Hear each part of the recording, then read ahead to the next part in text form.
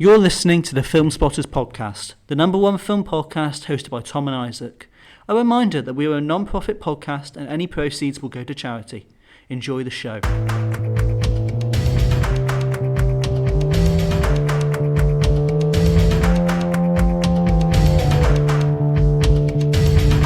Hello. Welcome to the season finale of Filmspotters. Yay! Whoa. Finally. I don't have to do this anymore. You love it. you love it deep down. I'm getting bored of listening to it. So, you know, yeah. We have no viewers. We have loads of viewers. Nah, they're all going to leave. No.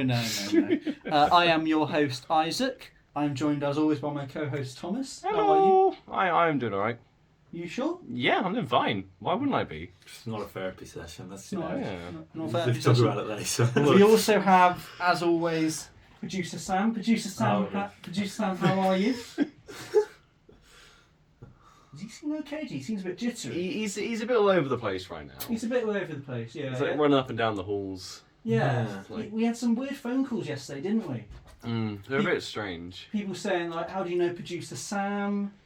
You know, what's his relation? What's his relation to some kind of cartel? Well, we don't know. I actually knew him before. You knew him before? Yeah. Did you? Yeah. I mean, I'm not going to go into details. Not going to trouble, but yeah. Yeah. He knows how to have a good time, Producer Sam. You know. There's one more person we should introduce. We have a lovely guest on today, our dear friend and founder of Nuremberg.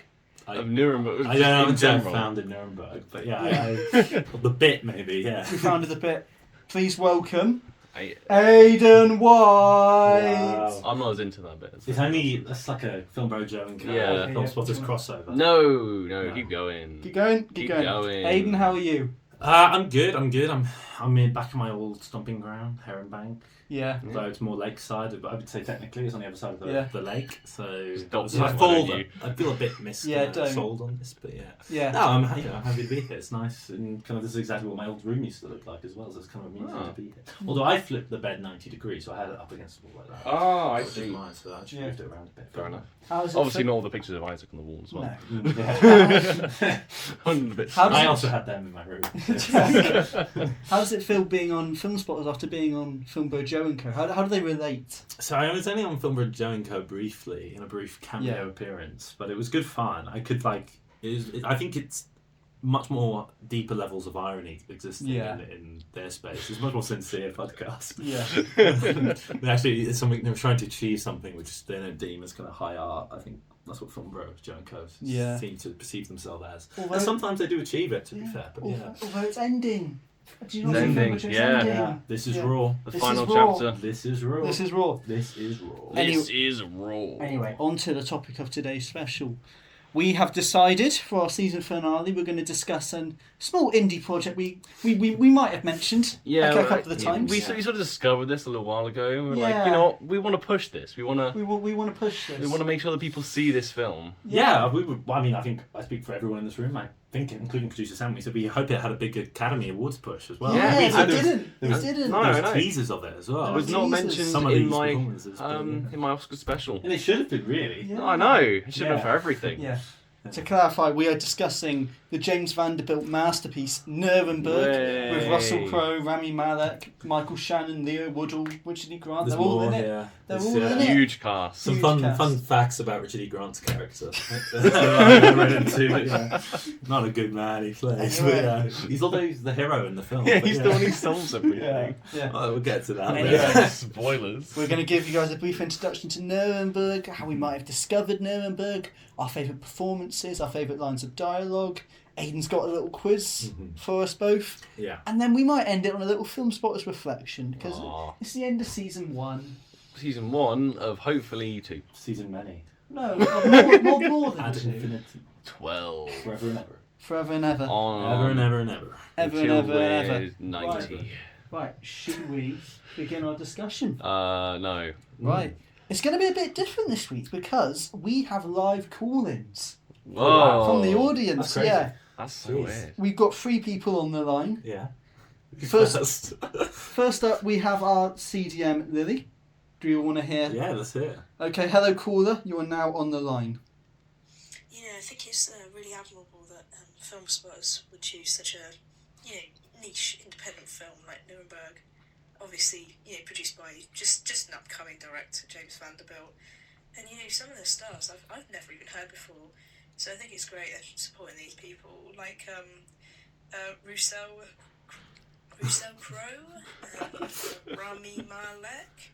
I mean, it's just great. But the question I think is really ask is, how exactly do you come across a gem like Nuremberg? Well, Lily, we can answer that for you now. How did we come across a gem like Nuremberg? Because it's very unknown. Yeah, I've never heard of it. Yeah, never heard of it. Even after seeing it, I hadn't heard of it. Yeah. It's it's one of those films. It's like once you've watched it, you just want to watch it straight away again because it's kind of just left your memory. Exactly. Yeah. You need to see it. But if I remember correctly, I think because I think I'm assigned the credit of coming up with this quite bit. But I would say it was me and Sebastian who did it, and then Filmbro Joe and Co. Or Filmbro Joe. Oh yeah, he just leeches onto it. No, I'm joking. But I think it was me and him were especially fascinated with the line. I think we were in a cinema together, and just the line, "You are not Alexander the Great," which is in the trailer. It's a great line. You're a fat man in a cell. You're not Alexander the Great. I think it was that line we found just quite hilarious. Just the trailer, and then I think it just kind of grew, and then it was after the all-nighter. Yeah, it was so Twilight all-nighter the day before. We stayed up till 9 a.m. Oh, it was later than that, I think. It was really late. We watched 5 dreadful films, and then we all went and then had our days, and we had a lovely curry, and we walked to the View in Leamington Spa, and then we watched at 10 p.m. It was like a 10 to 20 showing. It was a very late showing. For an hour and a half. We were all running very for 2.5 hours. 2 hours and a half even. It was me, you, Dallin, Sebastian, and Joseph. Yeah. And Tom as well. And Tom, yeah. Well, I'm sure by you. You, sorry. The plural you. But yeah. And we sat there. And at moments I thought Joseph was going to get kicked out of the cinema. Yes. But he didn't in the end, thankfully. He's been shouted at 2 times since then when I've been with him about his noise he makes. So he's quite loud. Yeah, in Mercy and then in Crime 101, which we watched. I haven't. I heard Crime 101, Mercy. but the Crime 101 one was still in the ads and trailers. We were just having a normal conversation about cars. It was just yeah. So I thought the guy in front of us, he was a bit of a. Wait, so he got while you just having to talk during the trailers? Yeah, even before that, the ads. It was like What? Oh, I know. We had a go at us. You're going to talk throughout the whole film. I was like, what? No. If I was talking in the film, we didn't talk once throughout the film. Yeah. And he kept talking, and I wanted to tap him on the shoulder and just. But I didn't. That was my temptation. But yeah. But I think that's how it came about, and it was more a fascination. Then it was a fascination with Russell Crowe. It was part of the Crowe sandwich. Oh, it was the end of the Crowe sandwich. Which was Superman the first half an hour with Russell Crowe, and then we watched instead of watching the third Twilight film, we watched Unhinged 2020. Which was the only film that came out that year besides Tenet, but it's the only film that didn't make you confused that year, as the advertising would let you know their posters. And then 12 hours later we watched Nuremberg, so it was this Crow sandwich, which was quite beautiful. Then we watched it. Me and Joseph watched it 2 weeks later in the Art Centre. Yeah, when it came out with James Cullen. But yeah, so that's kind of the semi-origins of this bit, but the film itself is it's very eventful, and then we've just kind of been going on about it at the WSC for ages. Yeah, because it was the day afterwards. I can't remember what the show was, but we were doing some net. It was Spartacus. It was Spartacus. Yeah, and we just kept telling everyone, you should go and watch Nuremberg. It's so good. Yeah, and it just caught on. I don't know. Because it just kept going because also there was a semi-serious push for an awards campaign push. Yeah. Which revived the bit almost in the new year. I think it was you or someone sent me the BAFTA. I think it was Isaac. BAFTA odds. This is going to... a BAFTA advert on a website. For your considerations.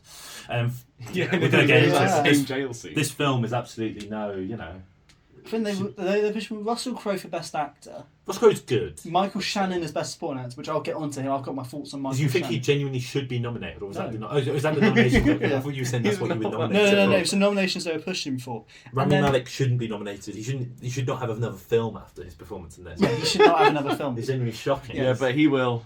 I think he keeps going. Yeah. He's not a good actor. I don't know how he won for Did you send us the Variety article where Michael Shannon was asked to list off what his favourite film of 2025 was, and he just went Nuremberg. Oh yeah. His own film. Everyone else that year as well, probably. Is it? No, he had 5.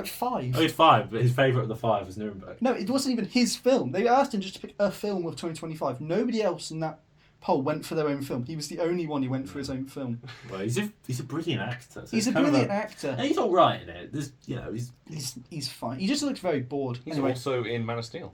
Yes, he is. He works in that kind of crow. Yeah, he's in the crow space. He's in the crow space sphere. Although he's probably the good guy in this one. And Crow's the bad guy. True. Not a good. Well, they wanted to swap. Yes. Yeah. They're such great collaborators. Yeah. I mean, what's his name? Superman's dad. I forget his name. Oh yeah, I don't know. Zor-El. He's not a great guy. No, he's definitely in that film. Doing what he needs to do. And if you watch James Gunn's Superman, he is not a. He's not a great person. The Heron. The Heron. Yeah. The Heron. Yeah, that's Well, Bradley Cooper. that's Bradley Cooper. Yeah. As Bradley Cooper added that in himself. Nice call back to Balls there. What? Balls. Do you not remember the Balls we had? Oh was my. gonna add, Yeah, I remember that bit. basically, in the Bradley Cooper film, he plays. Is this thing on? We covered it. He plays a character called Balls, and he has nothing to the story. So we think he just showed up on set with his directing. Had the beard. Yeah, he and had was his just hats. like Balls. Yeah. Oh wow. He said balls. Showed up in the film Balls. for no reason because he does act. Yeah. I mean, what a guy. Yeah. What a guy. fan.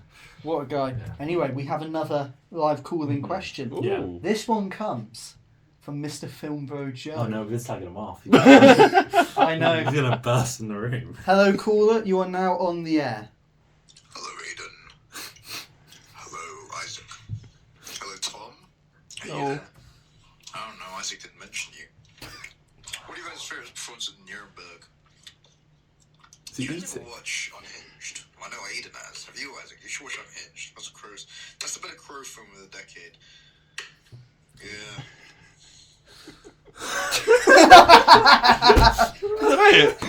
Yeah. He's quite Oh. good, isn't he? Yeah. All right. Thank you, Filmbro Joe, for that. So, Tom, do you want to start? What's your favourite performance in Nuremberg? Well, you didn't mention I was going to be here. No, I It's did. quite implicit. I know. I read that message. I say us. I say us. Okay, fine. It's quite, obvious. Yeah, You're but It's gonna quite be here obvious in the that we're podcast. going to be here. I'm on the poster. I'm Yeah. on the logo. True, you are on the logo. And I do like most of the work for it. Anyway, let's not get into this conversation. We're having a big What argument. do you mean most of the work? so my favourite performance, I think it has to go to whoever played the Pope. Should we should look this who up. this is? I should probably get this up on my device. Did you just blackmail the Pope? Did Did you just blackmail the Pope? Yes. Who's higher up than the president? Who's like the president jump cut to the Vatican? Yeah. Yes. Classic. I mean, So, Giuseppe Ciderna? so you genuinely think he's the best performance, or is this a? Oh, this is the bit. No, this is a bit. All right. There you go. There you go, ladies and I gentlemen. would say though, objectively, it is Lee Woodall. Yeah. Oh, Best. Oh, yeah, Yeah. objectively, it is Oh, Leo Wood. absolutely. Because he adds the only good bit with that monologue. His monologue is very good. Yeah. Also, although he does play a character who is just giving exposition half the Yeah. time, there was a scene when he's just, I think I have it here, when he just basically lists all Herman Goering's achievements, or Yeah. just what he is or who he is, Yeah. to Kelly. So that's Right at the Rami Malek's start. character, right at the start. So he's like, I think he Yeah. goes like Reichsmarshal Hermann Goering, President of the Reichstag, Minister of Aviation, Commander in Chief of Luftwaffe, Minister of Economics, founding member of the Castile Secret Police, was appointed his successor in 1989 as the highest-ranking German official of all time. It's like, well, yeah, I think Kelly would know this. I don't think Kelly needs Yeah, the explanation of who Hermann Goering is. I think At the he's like, time. Herman Goering Yeah. if it was today, that's Yeah. what the point. The film is just like, it is trying to make it accessible, I guess is the point. But it is so clunky just to read all that back to back. But Yeah. he does serve that kind of role. Yeah. I mean, there's also, he is the best performance. I mean, Russell Crowe is good. Russell Crowe is the better of all of them. The main actor. Of the main actors. If you go to the main trio, if you include Michael Shannon, Do we Yeah. include in and though? Rami Malek, and then... I mean, it's basically just a Rami Malek film. Yeah. Rami Malek's in that place. Rami Malek is the worst. Yeah. Why is he still in Hollywood? He tries to bring like emotion to this, and What's it just his- doesn't work. What's the whole magic fit? Like, why is he I like, don't he's trying to get it. seduce or flirt with a Yeah. lady on a train with magic? Oh Yeah. yeah. Right at the beginning is how it, that's how Yeah, it's and then introduced. she's in the city later on, isn't And she? then she's Yeah. the journalist who later reveals that he has no faith in Yeah. Justice Jackson. Yes. For those who don't know, who haven't seen Nuremberg, there's a whole bit with Rami Malek's character where he keeps bringing up magic. Like, he has this magic deck of cards he keeps bringing up. We don't get it. I mean, it doesn't make this goes. I mean, we were gonna do a little quiz, but this goes to one of our questions for the quiz. I'll give you a key now. Spoiler. Was Douglas Kelly, who's played by Rami Malek, a real life magic enthusiast? No. Or was this added in? I think he was. You would say he is. I'd say is it? I'm going to say no, and James Vanderbilt's just added this. You think he's added in because it looks cool? Yeah. And I think he was. Yeah. He did practice magic with his patients, according to the book the film is based off. Okay. Oh, So it could have been his own invention. But I think that is fair. He likes interacting with his clients. It's a bit because it's building trust with the clients. Yeah, It's like breaking. It's like icebreakers basically. Yeah. But then to extend that to Hermann Goering, who has listed all these achievements, to when his dying act is to say abracadabra. Oh my god. That's his last line. That is Hermann canon Goering's now. That's going to write it into words. history. Write that in. Forget about it. All your historians. Yeah. Hermann Goering's last line was abracadabra, and he magics up a cyanide pill, and he takes it. Yeah. That actually happened.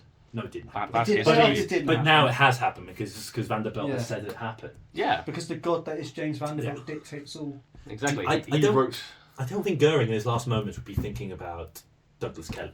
No. I think he's achieved lots of things. I think He's not Hermann gonna- Goering's probably thinking, in Abracadabra. 20 minutes I'm going to be hung. I need to take the cyanide pill now. But I You think know what? I really liked that therapist. He was Yeah. great. I think the reason behind it though is nobody knows how he got the cyanide pill. So I think Yeah. from that, I guess you could play well. It was magic, but I think it's the theory is he just got snuck in. Yeah, I think somebody snuck read in. it. I mean, it surely has to be. Like, But, maybe at the trial he crossed paths with somebody and they gave him that. It's like absolutely dreadful. But yeah. Yeah. I mean, that was one of the quiz questions I wrote, but we can go to some of them later. Yeah. Okay. But No.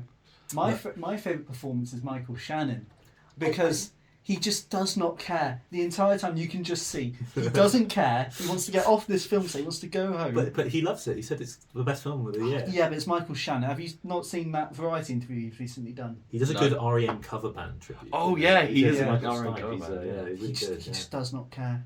No. It's like one of those like read your lines, Yeah, and he's he very reads much and he that. reads the line. And he goes, "Yeah, that was the film."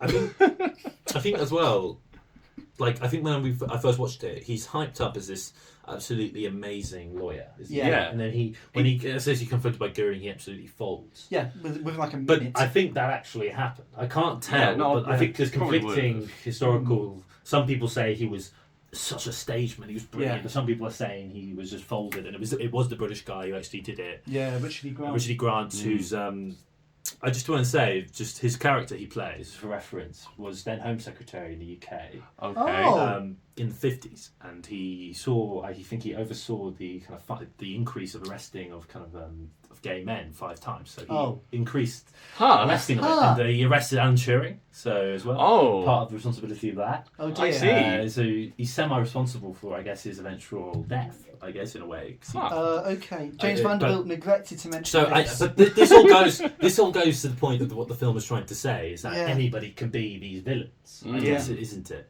But- But the film doesn't want to engage in it at all. So this No. man who saves the day is in fact probably not a good man, or he's more of this kind of grey figure, extremely kind of homophobic man. But it's never explored because I think it's very much. It's only at the end I think they ever really bring that in. It's when he's on a radio show. Quite Yeah, happily. and he's talking about It like could happen to anyone, but that's never. if you explored. think we won't recognise it because they're not in scary uniforms. It very much, I feel, the film upholds the belief that the Allies were so morally good and not. They're never like. I don't think it touches on it when you first see the city of Nuremberg bombed, but I don't think I don't know. You guys watched the other Nuremberg film. I don't know if you want to talk about that, but it might explore the more nuances of evil. I guess it's trying to say. But Yeah, exactly. It just 100%. we'll save it for Yeah, discussion. But it does. It does. Favorite Okay, next up, what are our favourite lines? lines. I'll start. I think I got it. I quite like John Slattery's "Gentlemen, you are mental health professionals," and he just starts shaking like he's having a seizure when he says it, and it's just like. Well, I have a quiz question regarding. This is a mental health And professional. it's just like, what 1940s general would know what mental health is, let alone call somebody a mental health professional? Yeah. So You that's call them a shrink. the shrink. Yes. You shrink. Yeah. You're shrinks. No, You are shrinks. or, But, or just your doctors. I think From what I did reading, because I was looking at it, because I was then, it's between Douglas Kelly and Gustav Gilbert, the zoo psychiatrist, and they have a fight in a corridor in the courthouse, and then we are told, hold the iconic line, Jesus Christ, your mental health professionals. This is after Gilbert reveals Goering's family was arrested and Kelly was annoyed because Goering was he made Goering emotional and it was upset him. Blah, blah, blah. This did not happen in real life. No. Yeah, obviously. That's going to be my question. Did this happen in real life? No. Although they did have a strong rivalry. So they did not fight in the corridor. No. That was, I mean, Gilbert wanted... So I think the disagreement there between them is Gilbert wanted to diagnose Goering as having a mental health disorder, so like diagnosing evil almost was the kind of thing. Well, Kelly said he was a narcissistic, overconfident, whatever.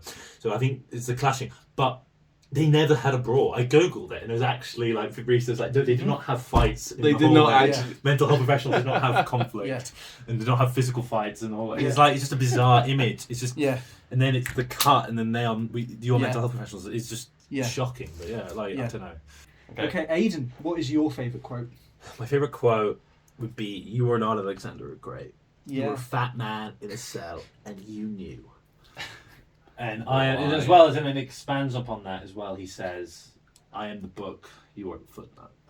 And that is that is like incredible. It is incredible. Writing. It's just Vanderbilt. I don't know how how did he come up with that? We don't know. This is the man, It's the man behind. I think we were talking about this on a walk over.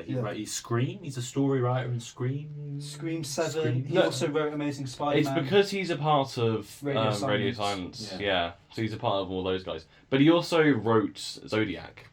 Okay, well that's something good he's done. So something good he's done. However, he's also written Transformers though.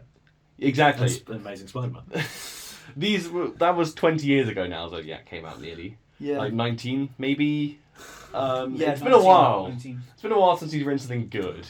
Yeah. So it's like I think it's kind of a common criticism in like the MCUification of World War II. Yeah. Especially, I think you see it with other films like Fury, which is like, okay, it's the conflict. It's a bit more actiony. Yeah. And I think this has expanded it to something much more serious. Yeah. So it just does not. So throughout the film, I don't think it ever treats it with respect it deserves. And you get one scene which is obviously quite harsh and horrible to watch because it is dealing with such a serious topic. And I think that is, for the moment, where it's like that is the film for which becomes like, oh, it's quite amusing to watch all these kind of guys shout at each other and Rami Malek's dreadful performance. And there's that moment where it's like, okay, this is actually quite negative. I feel to the impact of the world. I don't know. Especially when you have other films that deal with this topic. But literally, and in a much more sincere. Yeah. Well, we'll discuss the bit Aidan's talking about in more detail with Judgment in Nuremberg because there's a good comparison. There's a very good comparison. What is your favourite quote from Nuremberg? Favourite quote? Wow, I mean, there's so many. If you had to pick one. If I had to pick one, what's one of the ones I can remember? I think there's a good one as well. There's a really good one. I could think of it from right at the beginning. There is. Well, there is. There's the bit where they say, "Who's more important? Who more important, the president, or who's higher? I up? got it here. Oh, come on. Who's bigger than the president? Who's bigger than the president? That's it goes Jesus Christ, isn't it? They cut, or is that? No. They cut, and it's like a shot of the Vatican. Yeah. And they're playing like just stereotypically. Yeah. Sort of that sort of style. This of comes music. into one of my quiz questions: is how many times is Jesus Christ mentioned in the film, and can you name all the times? Oh, what? What? How recently do you think I've seen this? So you have that time. So the point was though is that the quote, I think, because I found the script online, so maybe they cut it out in the actual film, but it was come on, who's bigger than the president? And they say Jesus Christ, and then it cuts. I think is what it was in the script. That would have been, and then it cuts that like would that. have been incredible. And you have the That other would have been one, incredible. Jesus Christ, your mental health professionals. Oh, That's the other one. I see. And then you have Jesus Christ, that's Herman Goering, right at the beginning. when they come across him in the car. When he comes out the car. Yeah. I could have sworn that's oh my god, that's Herman Goering. But that's why it was written in the script. Yeah. And it's definitely gentlemen, you are mental health professionals. Yeah, so maybe it's just It's maybe they've edited out all the Jesus Christ method. Maybe they had to make it PG. You know? Yeah. I don't know. There's going to be no blasphemy on James Vanderbilt's watch, ladies The and gentlemen. PG No blasphemy. cut of Nuremberg. No, but this is an interesting bit because this is on the Pope. This is another question I wrote for the quiz. We're going to sprinkle these throughout, I guess. Yeah. Did Justice Kelly confront Pope Pius XII at the Vatican about the complicity in Nazi rule, effectively blackmailing him for the support of the Nuremberg trial? Yes. Did he actually go there? Yes. I don't think he did. I think he did. He did not. Did he not? They just made that up. He Yeah. never went. Oh. That did not happen. He was against the trials. The Pope was against the trials, but Kelly did not blackmail the Pope. So it's because I think I was reading a good article on it, but it was about how like what Kelly was actually doing at the time was trying to define what basically like legal. It was just legal stuff. It was just like what is aggressive conflict, and then finding up legal terms, and there was a lot of like sitting in rooms and stuff. But so what's cooler going to the Vatican and dealing with the Pope? But I think the point Vanderbilt put it in, I think if you were to give him some sort of, not credit, but it's almost, you're looking at a massive institution which is complicit in it and it kind of adds them in. But that did not historically happen. No. So I don't know. It's like it's an interesting line he's added there. But yeah. I could have sworn, this is just me going from GCSE history here, you're going to have to correct me. Weren't the Catholics kind of complicit in Nazis? Weren't they kind of complicit in it? So I think when I started reading it about it again because I wanted to make sure I kind of knew what I did. But there was I think in 1933 they signed some sort of treaty or pact with the Nazi. I think they were the first kind of foreign government to recognise the Nazi rule within Germany. In the world. And then I think that was done under Pope Pius. And it was Pope Pius XI, but then Pope Pius XII negotiated it. He was like as the cardinal was the main guy. No, they were not.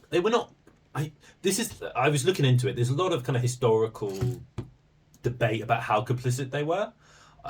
There's a difference. They were bystanders. They were definitely bystanders. They were publicly silenced on Jewish persecution. There's some debate of whether like Pius like was trying to like be like secret about it and smuggle like kind of save kind of Jewish people from it. It's kind of like not particularly well known. Like it's just like I haven't read the book, so I'm not going to say it myself, but they were kind of publicly quiet anyway. And I think, but you have to then look at the historical context of they were in fascist Italy. Yeah, and I think fascists aren't particularly religious, so Nazis aren't religious at all. They're not religious men. They're not, they're anti-pope. They're anti any religion because you cannot have a authority bigger than the state, can you? It's like well, what? What's bigger than the president? The Pope. But so like there is kind of complicity there. I think there's historical debate onto the extent of it, but I think definitely he's not. Yeah, they would definitely not like the Allies. The Allies didn't like them or like wanted them to be more vocal against it. But I think Okay. They definitely did blackmail the Pope. They did not blackmail the Pope. Did you just blackmail the Pope? Oh. Yes. Yeah. I did. Anyway, should we move on to Judgment Nuremberg? Well, should we? Or should we bring out the... Have we got any more quiz questions? There was one, but I also would like to say, this film, every line of dialogue reminded me of the line from Oppenheimer, which was why, how about because it's the most important effing thing to ever happen in the history of the world. Like every line is just that, isn't it? It's like if you took that kind of clunky line in Oppenheimer just times 10. The one clunky line. Yes. What else did I have? I remember the quote. Matt Damon shouting at someone in the That's it. Yeah. It's really clunky. No, I've kind of done most of them. Yeah, that's a good one. Oh, no, that's good. No. Okay. Okay, before we get to our next question from the audience, Producer Sam, you got anything you want to add? What's he doing? Why is he taking his headset off? He's just looking at his phone here.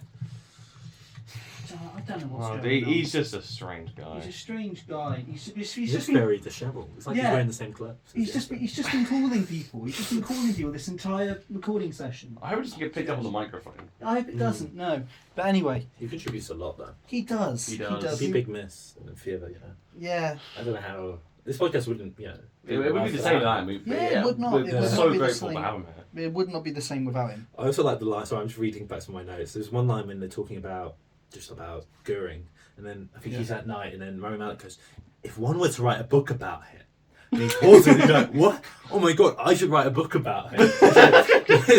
And then he goes and tries to find books and trying to understand his mind. It's like it's so damn clunky. It's ridiculous. Another thing I wanted to mention before we go on to our question from our films officer.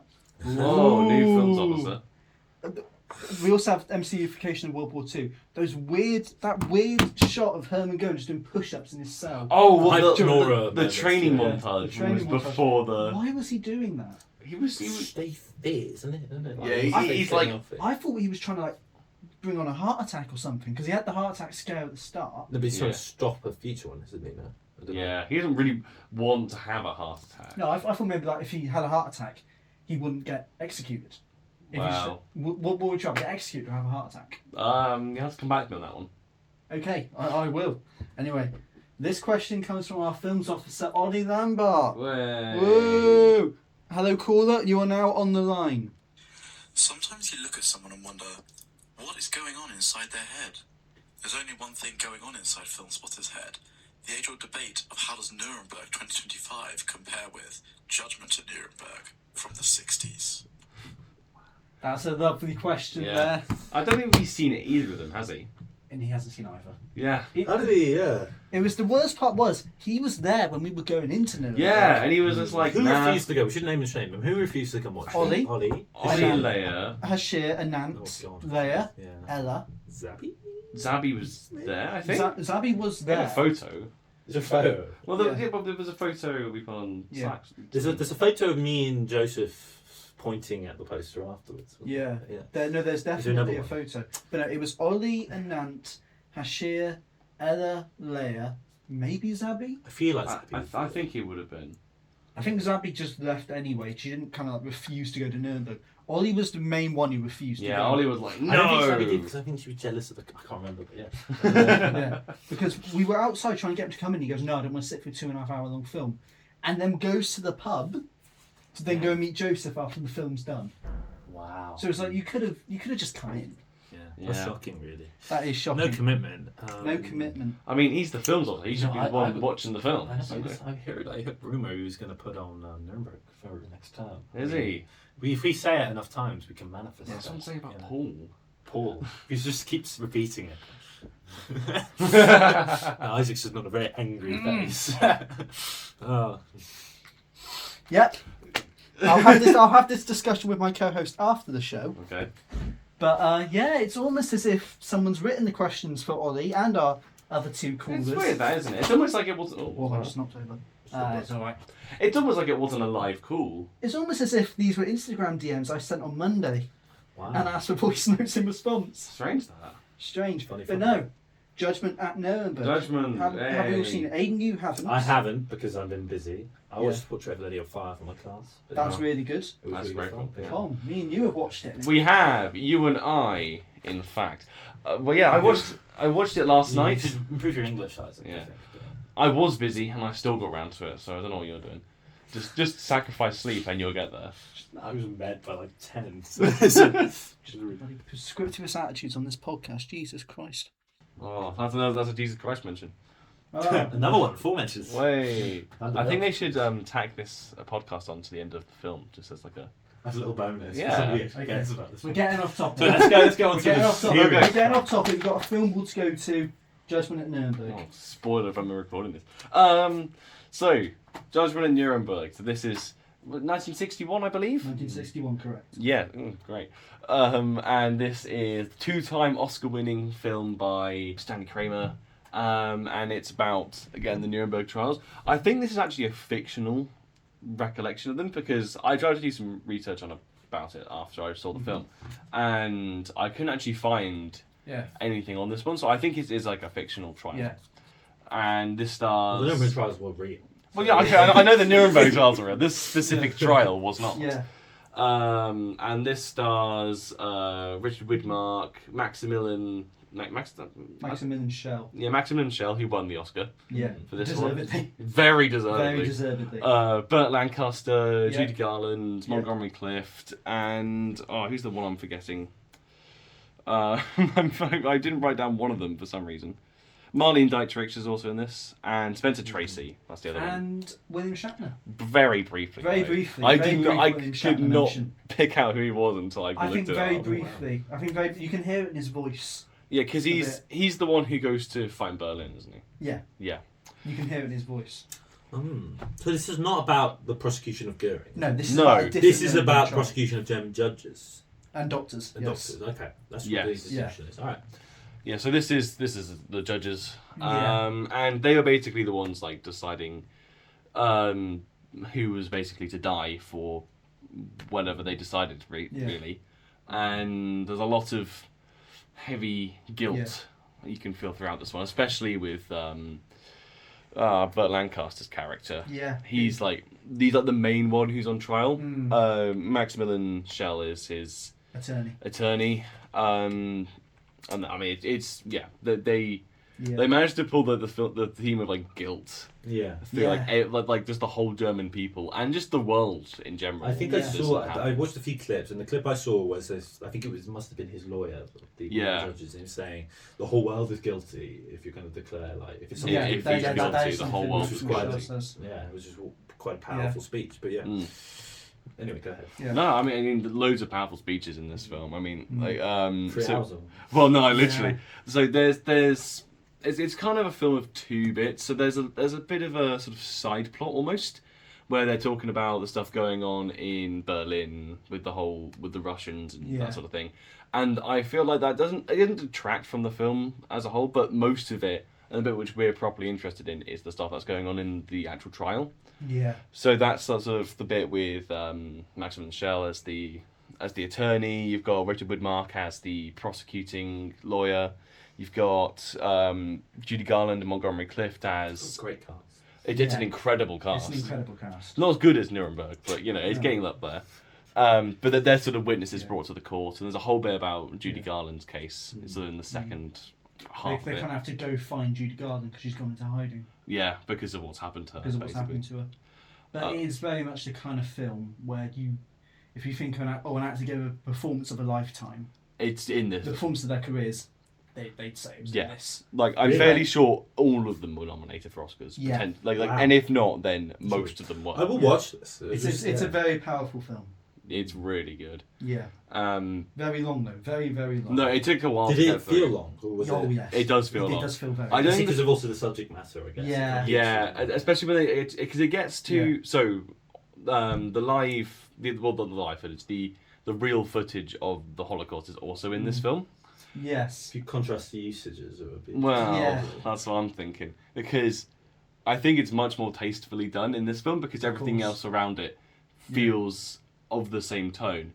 In Nuremberg, it's the scene after they have the fight in the corridor, and it just looks cartoonishly stupid. It's stuff as well. Like you have the scene. I can't remember what's the guy in Mad Men with the white blonde hair. John Slattery, and he goes. It's the introduction of welcome to Nuremberg. He gives a long. There is no. Yeah. These are steel walls. These are brick walls. The highest and he's describing how he goes like, "Welcome to Nuremberg." Then the cells slam. Yeah. As if it's some sort of like. It's quite just. I don't know. It just feels like really like unserious. No, I don't know, its treatment of it. It does exactly, and we were all laughing up at it until the point in which. Well, then everybody was a bit obviously. Well, I mean, obviously. Yeah. This is why we haven't put it on WSC. It's the Holocaust footage. Because you just couldn't. It's hard to watch, and it's like you can see everyone reacting to this footage in judgment, and they're just breaking down. You feel the guilt and the horror on everyone's faces. And it's also the difference is this isn't completely silent in kind of like some forced way to tug at your heartstrings. A man is explaining what is happening and saying they didn't know this was happening. Yeah. They just knew something was happening. Yeah. They were signing off on because the whole thing with the doctors and the judges, they never knew about Auschwitz. They only knew that they were sending people off somewhere. They didn't know what was happening to them. Yeah. And so that's the main thing it's getting at. Are they guilty? Or were they just following orders? Pretty much. Wow. Yeah. It's powerful stuff. And there's a major push to have them all executed, which comes to the end where the judge says, we can't execute you. Yeah, they give them life in prison. We need to make an example out of you, and this can't be done through death. And there's some fantastic final lines as well between Burt Lancaster and the judge, Spencer Tracy. And he's basically like, you have to believe me, I didn't know all of this was happening.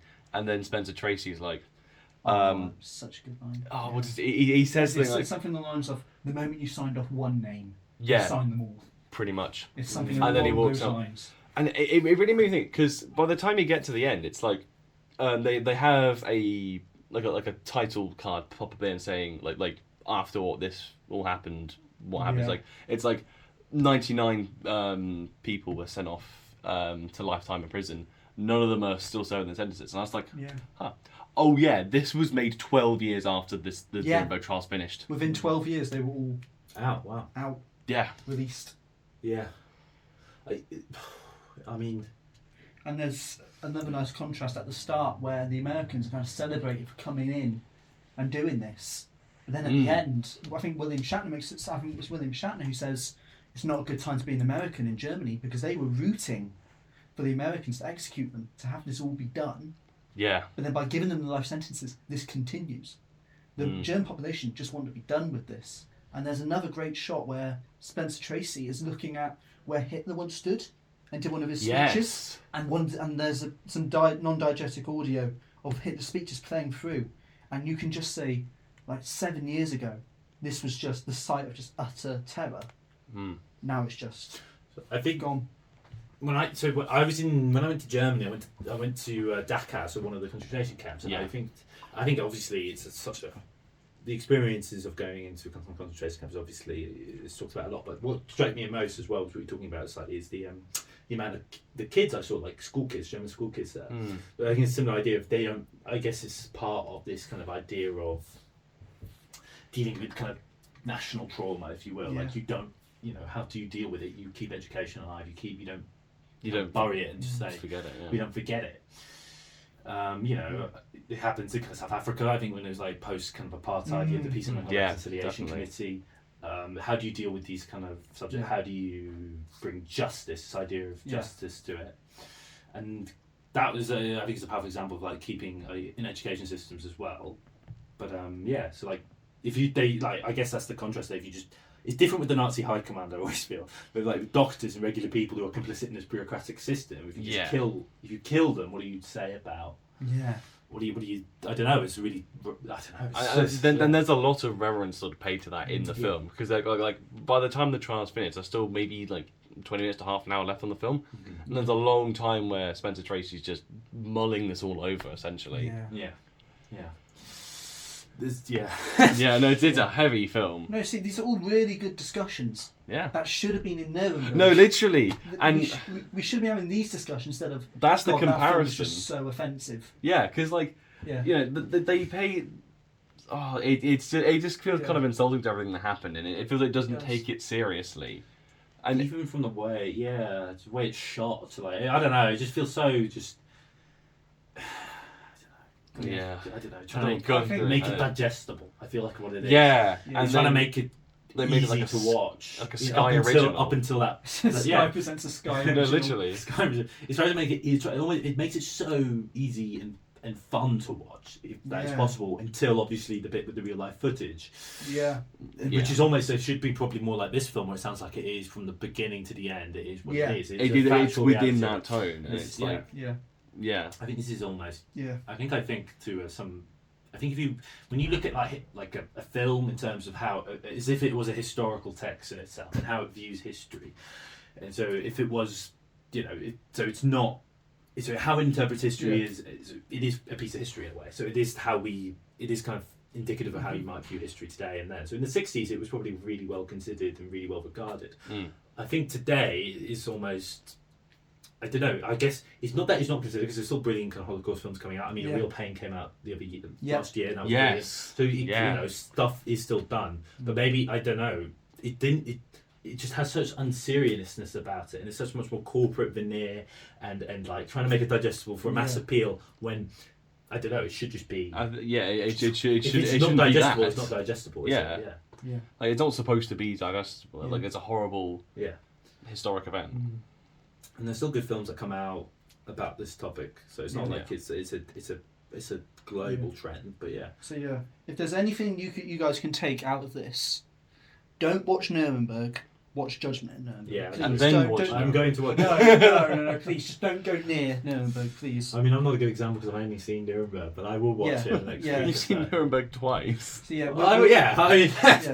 we're just encouraging everyone through this. Just stay as far away from Nuremberg as you can. It's just offensive. Yeah. I think it's made even more offensive by View Leamington Spa's decision to play it in a screen that was right next to a showing of Wicked for Good. And if you've been in View Leamington Spa, you know the sound system is not great. You can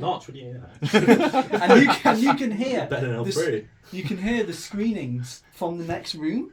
Yeah. And so during this Holocaust bit, where it's just utter silence, all you can hear is Ariana Grande singing For Good, blaring through the walls. Joseph was sat right next to her. He was the one trying so hard not to laugh because he could hear just everything. Yeah. Yeah. Jesus. Yeah. We were in the same screen as we saw Nuremberg in for Hoppers, and you could still just hear the stuff coming through the walls. Yeah. That's just Yeah. What a okay. Oh well. View Lemons in Spa. Wow. I will definitely. I'm going to watch that in the next week or so when I'm done. Or Hoppers. No, I'm not going to go. Whoa. Just in Nuremberg. Yeah. Well, I'll lend you the Blu-ray. Yeah. Do you have the Blu-ray? Yeah, I've got a Blu-ray. Yeah, I mean, it sounds like up my alley. It sounds good. Yeah. But no, watch Judgment Nuremberg, then watch Hoppers. It's a great double bill. It's a bit heavy, yeah. Well, no. That's why you watch Hoppers second, because then you're like... Cheers you up. Yeah, exactly. I think, what was it? There's a film I watched and I just need something to cheer me up right afterwards. I can't remember. I mean, I watched Final Walk with Me and I was like, afterwards. It was just like, absolutely, like, I needed to watch something else. I mean, I watched like St. Trinians or something. That'd be nice. That was good. Yeah, that's great fun. Yeah. Right. Right. I don't think there's anything more to discuss the Nuremberg side of it, so we'll move on to our final section. Thank you to Lily, Ollie and Filmspotters Joe for sending in those lovely voice notes. So, shall we move on to the reflection? Reflection. Producer Sam, are you ready? You're going to be included in this. Yeah, I mean... No, put your headphones back on. Headphones back on. You've been here the whole season, mate. What are you doing? Why are you sweating so much? It's not that hot in here. Pupils. Yeah, why are your pupils so dilated? What's going on with him? I don't know. Anyway. Best to ignore it. Best to ignore it. Let's just get this Filmspotters reflection done. Right. Yeah. Thank you to Aidan as well for joining us for. Yay! Am I getting kicked out now? No. You can stay for the. You can stay. I mean, oh, that's good. I'm assuming you listened to every episode. Is this correct? I listened to most. Yeah. I didn't listen to the last couple, but yeah. You listened to my Oscars special. I would have if I didn't watch the Oscars like the day it came out. I know it was. I was just rushing to edit that one. Yeah. I will give it a little. Do you rank them? Is that what you do? Yeah, he ranked all 50 of them. I from worst to best. Is there an image of it? I can just look at the image. I'm lazy to watch the whole thing. I'll change my letterbox list of it. How about that? Yeah. So on Monday, I sent out asking people, "What did you think of Filmspotters?" I never filled this out. I got one response. Well, I wasn't going to. I was going to be on it. Yeah, well, you didn't need to. We can ask you in a second. So this response, once again, comes from our CDM, Lily. Very nicely sent this message. Filmspotters is great. Generally very admirable of you both to be so passionate about it, and it's really nice that you give your friends the privilege to be a part of it. I really hope you keep going for season 2, prayer hands. Yay. Yeah, thank you for that, Lily. Thank you. Well, yeah. we will try. We will try. We've got some ideas for what we want to change because... Is it less guests, by chance? No. It's actually more guests. We want more guests. I think less traumatic. Yeah. More... Because Aidan and Filmspotters Joe and Co. Filmspotters Joe and Co. They takes over Filmspotters after the takeover. Yeah, exactly. Yeah. Yeah. No. We got some ideas. I think we wanna aim to do sort of shorter shows. So we'll keep on doing our WSC thing. Yeah. I'm not entirely sure how it's going to work with the massive gap for exams. But we'll do the best of WSC, greatest hits ever. Greatest hit. But that doesn't. So that means you'd have to. That's like guest century. To get a guest in, what's your favourite WSC experience?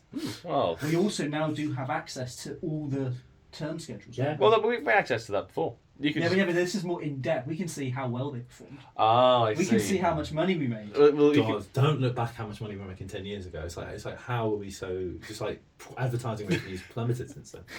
That's why I was like 2009. It's like everything's going so well, but yeah. Wow. Anywho. Yeah. That's just that's pressure. We can't discuss this. Yeah. Sorry guys. See that. Yeah. Yeah, I agree. We're going to try and prioritise getting more guests on. Because I think, as much as I love Tom, it can. And Sam, I mean, and Sam as well. And Sam as well. He's a bit odd today. He's a bit off, but you know, he's a bit good lad. Yeah, he's a great lad. Good lad. As much as I love the pair of you, thank you. I think I do prefer having the guests on because I think it does impact the discussion. That's sweet. That's very sweet of you. So see if they have something to say, I suppose. Yeah, like you. Or Ollie on Pixar. Well, we didn't get him on Pixar. But what did he do? He didn't. I listened to that one. I can't remember. It was Sam Raimi, wasn't it? Yeah. So we were talking about Spider-Man 3 That's what it and was. Send Help. He hadn't seen Send Help. He hadn't seen Send Help at So he that just point. went out, and then he decided to talk about Michael Bay for a while. Yeah. So I should do the same with Terrence Malick, maybe. which he gave, I've only seen one Terrence Malick, and I thought it was okay. Which he left us a lovely voice note, didn't he, Ollie? We got a very lovely vocal stint, which you'll hear right now. Oh, well done. Yeah. Good No, one it's just so there. we could. No. So we can have one more time because I think we'll change it up. We'll change it up next season. Will we? Oh man, I love that. I love that Volvo. Well, you Well, will. that's not Yeah. Wang, so you love Ollie's. Yeah, I love Ollie's scream. It's great. Wow. The half scream, half moan. Yeah. It's a classic Ollie Lambert noise. That is Because when he was talking about when he was like watching Ambulance in like IMAX or whatever. Oh man. But Yeah. no. I think a few films have made me. Oh, how many films have made you go? Oh, that Ollie Lambert scream. Not many. Not Ambulance. Not Ambulance, no. The Doom 3 trailer. True, Doom 3 Oh, trailer. Yeah. for God's sakes. He's not into it. I don't You know. don't like Dune? Have you read them? I haven't read them. I was all right with the trailer. Only what happened yesterday, this is Filmspotters Insider Info. Is it? I posted about the new Sam Rockwell movie. Oh, yeah, it is. Link to the trailer. I didn't click it. Yeah, it's fine. No one I was does. thinking about Dune. No one cares about. I don't care. the I bit. get I know it's a bit. I get 2 demanding messages from him Hello. saying play this now. Put up a June Part 3 trailer this second. Yeah. And I'm like, no. Don't put him in charge of the Instagram. I No, know. I'm not going to put him in charge of the Instagram. Yeah, jeez. Because it would just be utter he would just post about Chainsaw Man 24/7. Which we should put on now. Well, I mean, let's not have that debate. But yeah. We'll Yeah, wait. we won't have We'll this wait until the debate. new exec post. Yeah. You should bring Chainsaw Man every single film. No, not every single film. Yeah. Yeah. Yeah. But That was no, fun. Yeah. Aidan, as a listener of Filmspotters, how do you And now think? a guest, of course. And our I'm a guest. guest. I'm a contributor as well. Yeah. I've enjoyed listening to it. Yeah, Aw. it's been great background noise at my on my Yeah. bus journeys That's to what and from we're known London. for. We're known for being great. No, but it's good. So, like, I have put you on, and I have just treated you like I don't listen. Obviously, you mention my name sometimes, and you Yeah. mention people I know and WSC, but I just it's like any other podcast to me. It's just like I just think, oh, but it's something. I think Yeah. there was one I kept listening to, even if I didn't watch the film. I can't remember what it was. It was a couple of weeks back, but it was. I didn't even watch the film. I just kept listening. It was quite good Yeah. fun. I think that's that's where good. I think that's where we're better than Filmbo Joker. They're not really good background noise. They're 'Cause you high can- art though. They are Yeah. high art, but at the same time, it's just so much. I've tried having them as background noise. There's so much screaming and shouting and talking. I over break each other. down just laughing. Yeah, you just can't. You can't concentrate. You can only concentrate on that. But that's over now. We can't. We can't talk about that. Yeah. So, It's a shame. Raw. Aye. this is raw. This is raw. this Well, was this raw. was raw. This was raw. This was raw. This Well, Right. maybe they should make a podcast like. Maybe they should. James Cullen said he wanted to make a podcast. Yeah, He they- said he wouldn't podcast ahead of radio, wasn't that? Yeah, and then we were like, "Thank you." I was like, "Oh, not yours." He was, like, Yeah. he was like, I consider podcasts a high art form. Very, yeah. Not yours, not yours. No, He not would never ours. give you anything. No, No. no.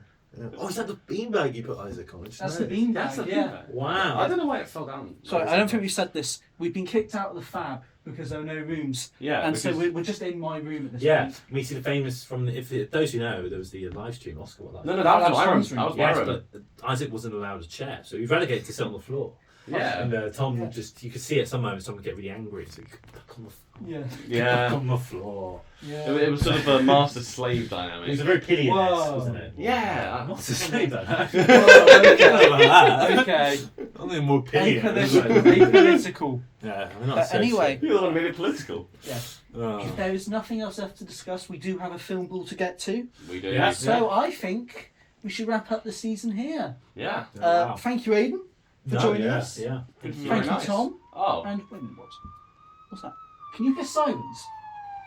Yeah, actually, I I can. I can hear silence. What's Through the police, we have you surrounded. Go out with your hand up to produce your sound. Producer Sam, what are you doing? Producer Sam, what are you doing? No. Sam, no. No! To be continued.